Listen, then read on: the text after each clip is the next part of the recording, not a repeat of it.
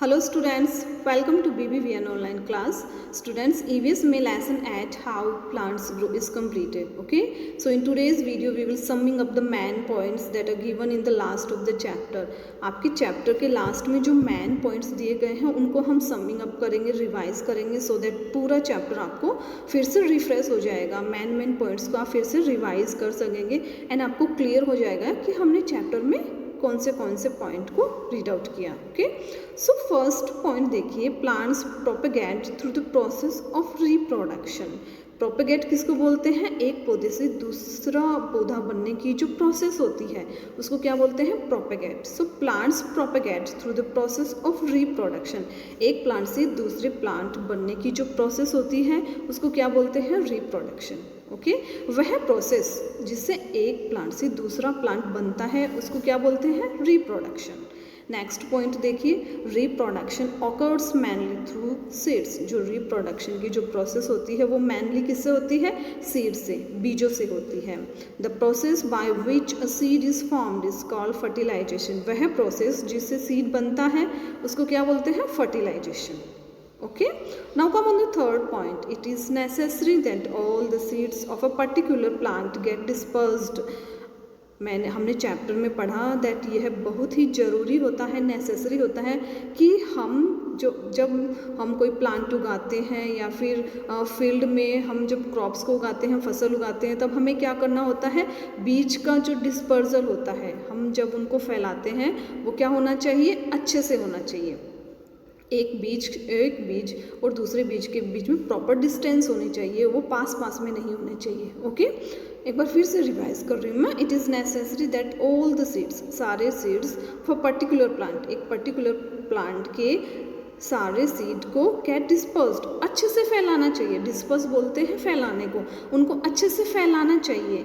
Seeds can be dispersed by wind, water, explosion और animals. अब देखिए सीड्स कौन से तरीक़ों से सीड्स को डिस्पर्स किया जाता है, एक जगह से दूसरी जगह पे उनको अच्छे से फैलाया जाता है. किसके थ्रू? या तो विंड से, हवा से वो एक जगह से दूसरी जगह पे फैलते हैं, या फिर वाटर से.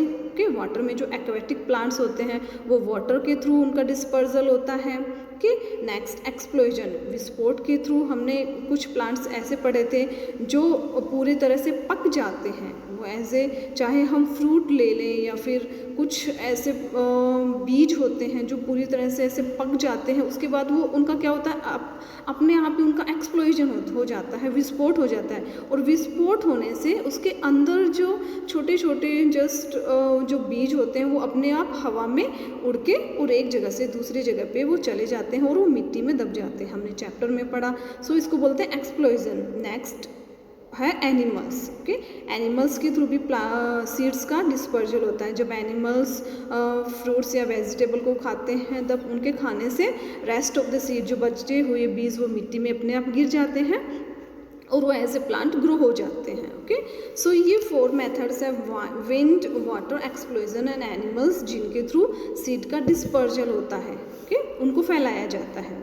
नेक्स्ट फोर्थ पॉइंट देखिए, the growth of a baby plant from a seed is called germination. Okay, the growth of A baby plant, एक बेबी प्लांट जिसकी ग्रोथ होती है फ्रॉम अ सीड, एक सीड से जब वह बेबी प्लांट बनता है. सो ये जो जर्नी होती है इसको क्या बोलते हैं? जर्मिनेशन. हमने चैप्टर में भी पढ़ा कि एक सीड से कैसे एक बेबी प्लांट बन जाता है और बेबी प्लांट से कैसे एक फुल प्लांट बन जाता है, बड़ा प्लांट बन जाता है. तो इस जर्नी को क्या बोलते हैं? Germination.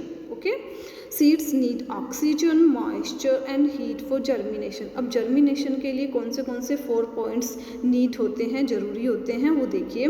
Oxygen, moisture and 3 points necessary होते हैं, that are oxygen, moisture and heat. Okay, ये 3 पॉइंट्स जर्मिनेशन के लिए ज़रूरी होते हैं.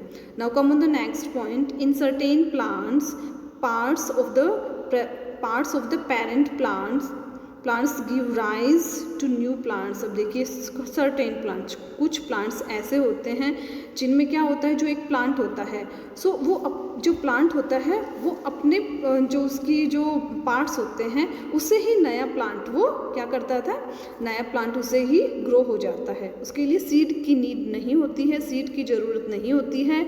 कुछ प्लांट्स ऐसे होते हैं जो अपनी पार्ट्स से ही नए प्लांट को जनरेट कर देते हैं, उगा देते हैं।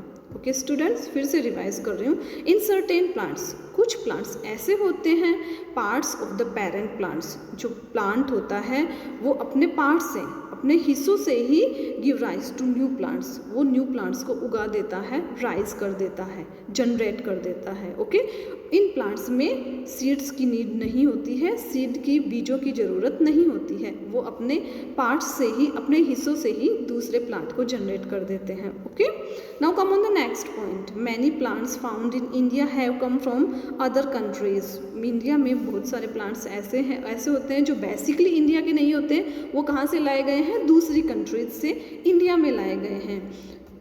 Okay, brought by various foreign rulers, जो फॉरेन रूलर्स हैं, विदेशी जो शासक हैं, वो जब हमारे इंडिया पे, जब उन्होंने हमारे इंडिया पे शासन किया, रूल किया, तब उनके द्वारा अलग अलग प्लांट्स इंडिया में लाए गए। ओके, सो वो बेसिकली वो प्लांट्स इंडिया के नहीं हैं, वो अनदर कंट्री से इंडिया में लाए गए हैं।